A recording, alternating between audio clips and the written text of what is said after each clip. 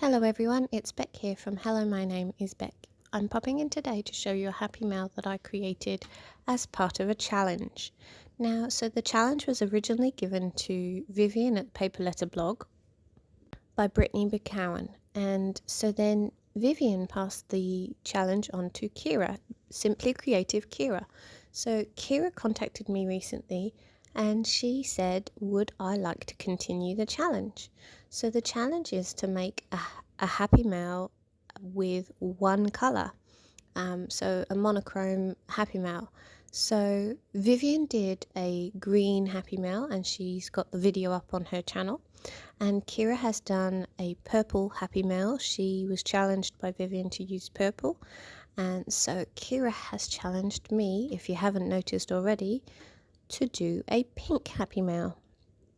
So I'm just using the Everyday collection from Jen Hadfield, and I found these pinks inside that paper pad, and so I have a couple of zips here, a few, sorry, and just choosing which one matches both papers better than the other.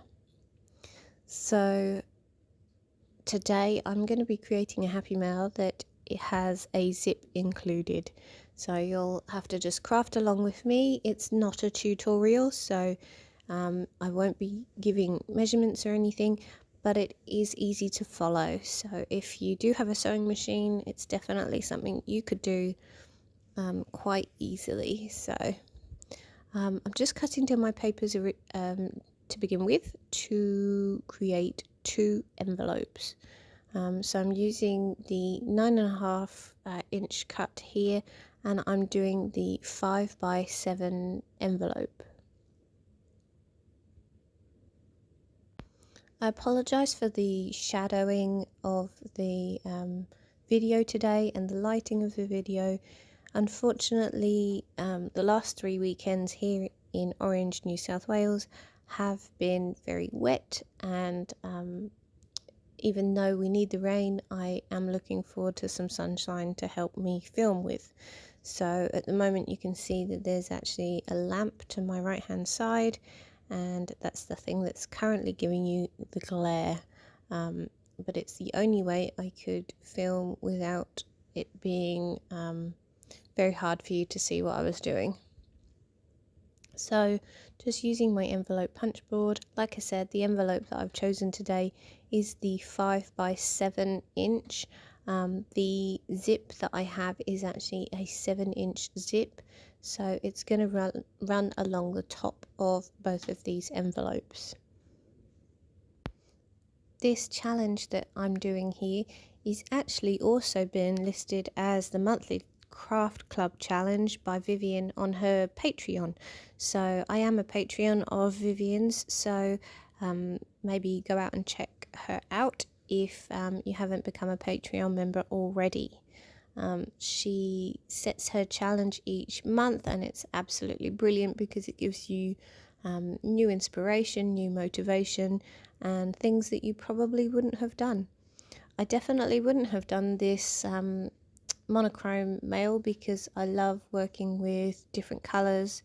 It's actually really hard to do it without, it's a lot of patterns actually have multiple colours in. So alright, so just testing these envelopes here. I don't actually seal them until right at the very end, and you'll see why, because a lot of my stitching actually has to go into the center of these envelopes. So I'm just cutting some tulle here because I thought the white on the inside needed some extra on the envelopes, so I'm going to make two shaker flaps or envelope lids to add pink sequins. I didn't think that the white on the inside was as pretty as it should be, and I thought I could use some inks to make them pink, or I could colour it with watercolours, but that would probably ruin this this paper. So best option for me, and one of the easiest, and I have used this before on this happy mail. I have made this happy mail before for one of my pen pals. And yes, so I did a shaker lid on that one as well. So it's really simple. You just use the tulle to sew around the edge. You leave one of the edges free, which is what I'm doing now. So you saw me cut away the tulle after I'd sewn it, and then I'm just choosing some pink sequins here to make a mix. I have a little glass off to the side on my right hand side, which I pour the sequins into to make a mix. I'm just also checking out a translucent sequin here. The translucent actually has some nice rainbow colours in it, so it picks up the pink quite nicely, but adds that extra dimension. So you'll see when I pour it into the pocket, and I'm quite happy with how this mix turns out. I take the little shot glass and I put my hand over the top and I shake it to mix them all up. So that's that one. And so I've realised that I don't have quite enough sequins to do the next envelope, so I'm just adding all of the same sequins again, just as a added extra, just to bulk up the amount that I need for the next envelope. So when I pour these into this one, I'll then go back to my sewing machine and I'll stitch across the bottom of the tulle, so it keeps all of those sequins in. I realised that a couple of the sequins actually had different colours in, so I was just fishing those out then. So here we go, I've stitched along the bottom. The one that I'm pointing at on the left hand side there, I've actually stitched twice because the first run I did, the tulle actually slipped out from underneath, so I had to then do another inner row because otherwise the tulle meant that it was open on the bottom and the sequins would just slip out. So I did a second row of stitching just to make sure that the tulle was definitely stitched. I don't want the recipient of this to open up an envelope and have loads and loads of sequins everywhere. Even though a lot of people do put sequins in birthday cards and things for them to fall out, it's definitely not my style to do that to my recipient. I want them to find a very intact happy mail. So I'm just finishing off the threads here. A lot of people will backstitch, which creates like a thicker stitch for a couple of stitches to make sure that the threads don't undo. But I am old school and I like to tie off my threads by creating a knot on the end, and I don't like the look of the back stitch, so that's what you see me doing in most of my happy mail videos when I've done stitching. So those are the envelopes. I'm happy with those. They're still not sealed completely. I've just got two clips on the bottom holding them together because I need to do more internal stitching. So I'm just taking the zip here and making sure that the actual zip edge is just above the actual envelope. So I turn it over, so I run the envelope along the zip, making sure it's either end, because it's a 7-inch zip, making sure it's 7 inches with my envelope. And then I'm using washi tape just to hold down the zip on that side. When you start stitching it, which I already have here, what you need to do is you need to start it while the zip is closed, and then when you get halfway down you need to stop your machine, leave the needle in, and then you need to open the zip to carry on all the way down without the zip going wonky. So here you can see I'm just peeling off the washi tape.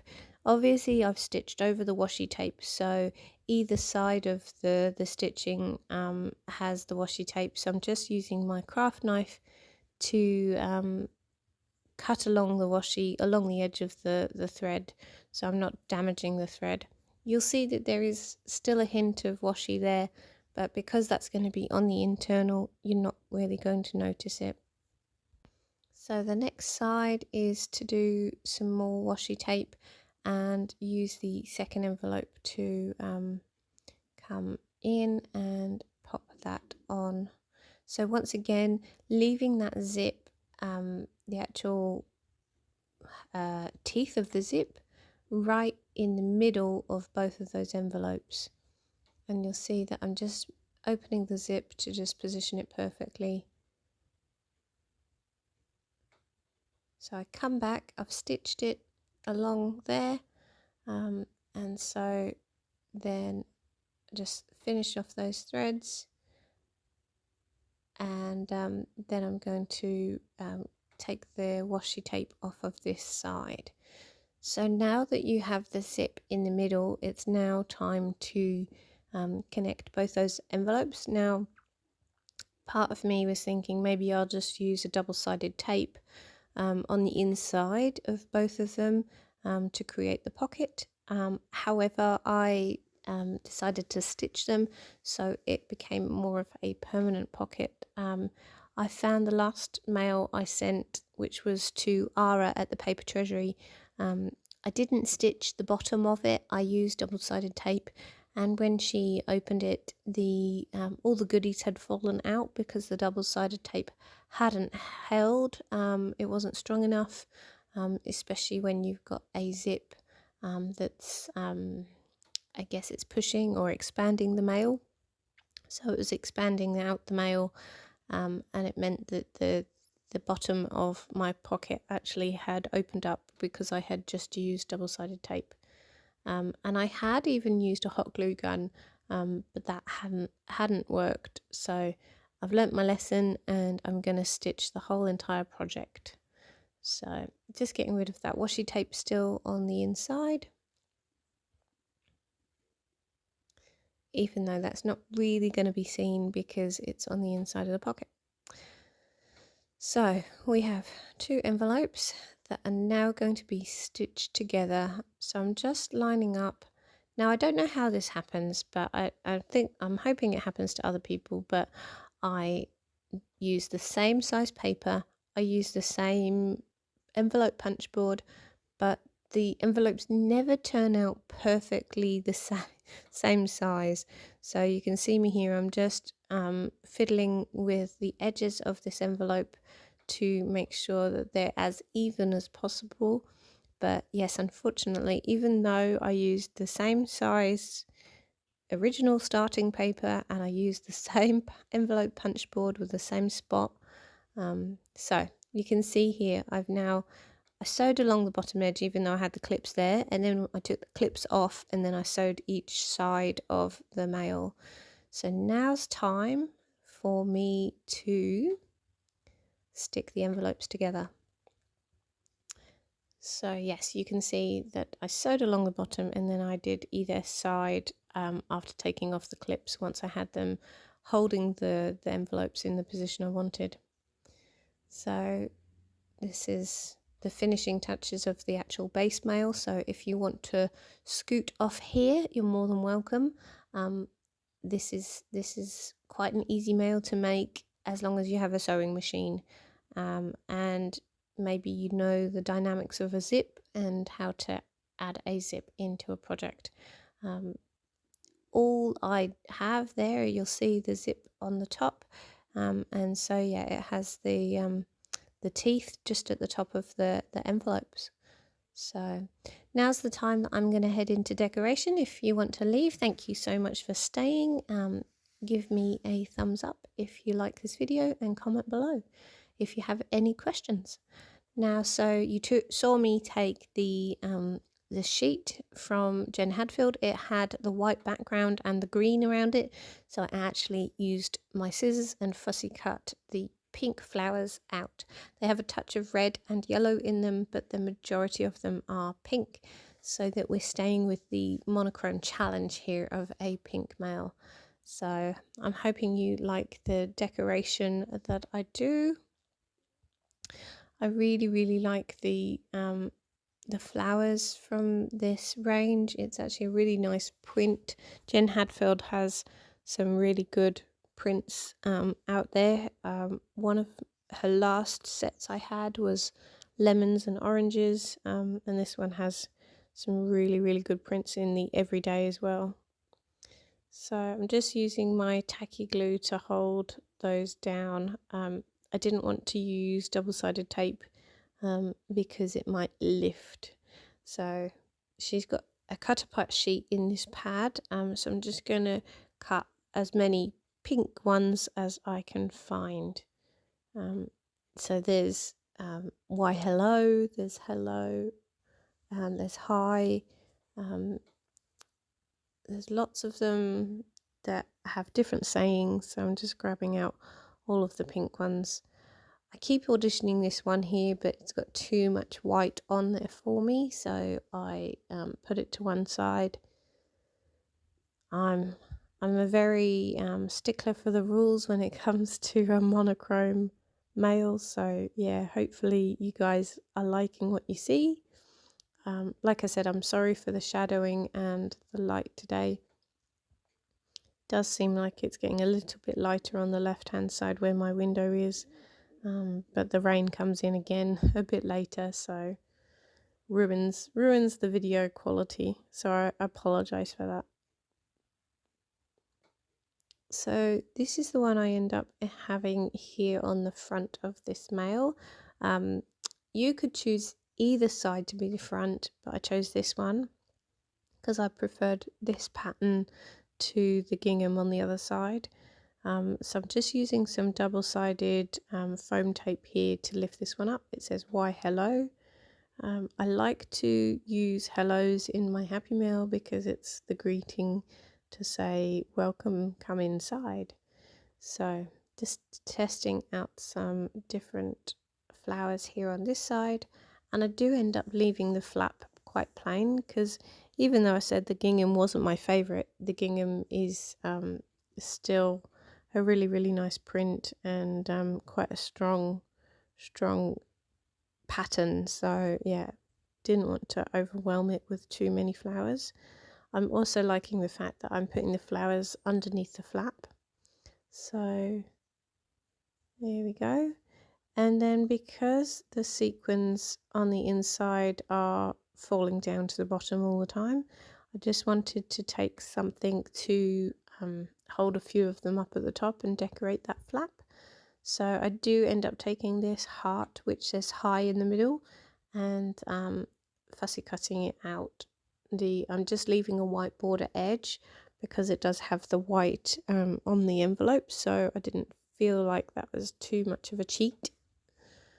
So pop that up here. Now I should have probably got my hot glue gun out to heat up and put this this embellishment on, but I actually used my tacky glue, so it does mean that I hold it for a while, but also the end mail actually turned out, if you have a look on the other side of the flap, actually warps the paper a little bit, like the wet of the glue warps the other side of the paper. So yeah, I should have definitely got my hot glue gun out on this one because disappointed. Now, so I'm just auditioning some maybe brads or buttons. This is very similar to Vivian's green mail. Is she actually uses a button. I actually watched Vivian's video again before actually making this mail. And so she actually uses a button, some thread and a needle to create her closure. So I do the same. I really like these pink buttons that I found in my stash, and I thought it was a fantastic way of creating your closure. I did feel like if I put the brads through, it would ruin the other side where the sequins are, and I might have to cover them up, but I'd already stuck down the high, so I would have had to have lifted that off and covered up the back of the brads. So the thread actually doesn't look obtrusive and you can't really see it around the sequins. So, and yeah, so props to Vivian for giving me the idea of using some buttons on my Happy Mail. It's the first time I've actually sewn a button onto a Happy Mail, and I think Vivian's done it several times. So yeah, I'm glad I rewatched her video before starting mine, so that I could use something that she had done in hers. So the buttons I've chosen are just a 2-hole button. I'm just creating the knot in the bottom of my thread there. And I just leave a couple of sequins up the top so that they sit just on the underside of the button. So I really like having the sequins up at the top of the envelope, so it doesn't mean that they all fall down at the bottom. I also, I think you can see at the top of the video on where the little squares of paper are that I cut out from that sheet, it says hooray. I actually take that and use it as another way to lift up some more sequins, and I do that on the underside of this one.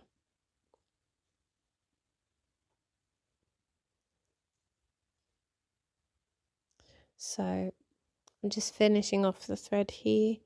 I will always slide it through and create a knot on the underside. And so you could see the thread a bit too much on this one, so I wanted to get some more sequins to come up to the top and stay underneath the hooray. So I'll just quickly cut round this one, fussy cut. And once again, I'm too lazy to use my hot glue gun and get that out, so I use the tacky glue, and it's only after that I realised that it's actually warped the envelope flap on the other side. I hope that it's not too noticeable for the recipient, and it's something that she can keep. So now I just try and find a thread or something, a twine, to seal it with, and luckily I have this baker's twine, which is a baby pink and the white, but it looks overall quite baby pink. So just turning that round that button a few times and sealing it off there, and then I'm just sealing either side of the mail. So I'm wrapping up soon. I just wanted to let you know a very big thank you for watching this video. Give it a thumbs up if you like it. Ask me any questions if you have any. And yeah, no, I'm really happy with how this turned out. Thank you so much to Kyra for challenging me. I'm not sure who I'm challenging next, so I will message them when I get the chance. And yeah, we'll see what colour carries on from this challenge. Thank you so much for staying with me on this one all the way to the end. Not many people do, apparently, according to the statistics. All right, so thanks guys, take care, stay safe, lots of love. See you, bye.